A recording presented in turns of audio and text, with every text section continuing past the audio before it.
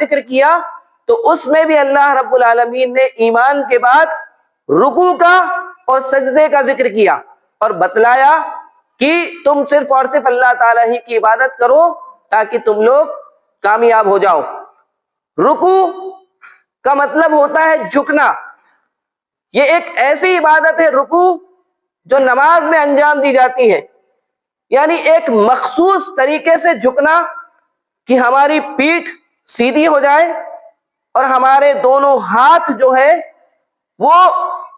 گھٹنے کو مضبوطی کے ساتھ پکڑے ہوئے ہو اور ہماری نظریں جو ہے وہ سجدے کی جگہ پر ہو، اور سجدے میں بھی ایک مخصوص طرح سے سجدہ کرنا کہ ہماری پیشانی، ہماری ناک یہ زمین پر ٹکی ہوئی ہو، ہمارے دونوں ہاتھ انگلیوں سمیت اچھی طرح سے زمین پر جمے ہوئے ہو اور ہماری پاؤں اور پاؤں کی انگلیاں بھی زمین کی طرف ہو اور ان کے جو ہے ان کا جو رخ جو ہے وہ قبلے کی طرف ہو۔ تو گویا اللہ نے عبادتوں کا ذکر کیا تو وہاں رکوع اور سجدے کا پہلے ذکر کیا۔ گویا رکوع اور سجدہ یہ اللہ رب العالمین کے نزدیک بہت ہی زیادہ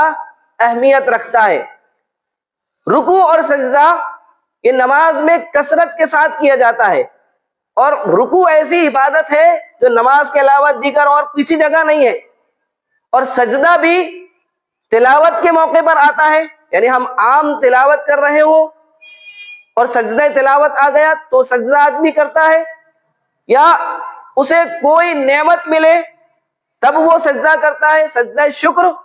اور اسی طرح سے اس کے علاوہ باقی کے جتنے بھی سجدے ہیں وہ سب نمازوں میں ہی ہوتے ہیں۔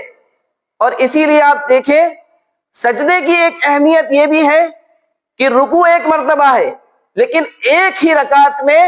سجدہ 2 مرتبہ ہے، یہ بھی جو ہے سجدے کی اہمیت اور فضیلت بتاتا ہے۔ اور رسول اللہ صلی اللہ علیہ وسلم کی حدیث ہم کو یہ بتاتی ہے کہ بندہ سب سے زیادہ اللہ تعالیٰ سے قریب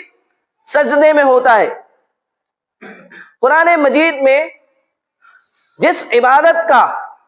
سب سے زیادہ بار تذکرہ کیا گیا ہے وہ نماز ہے۔ اہل علم کہتے ہیں کہ نماز کے بارے میں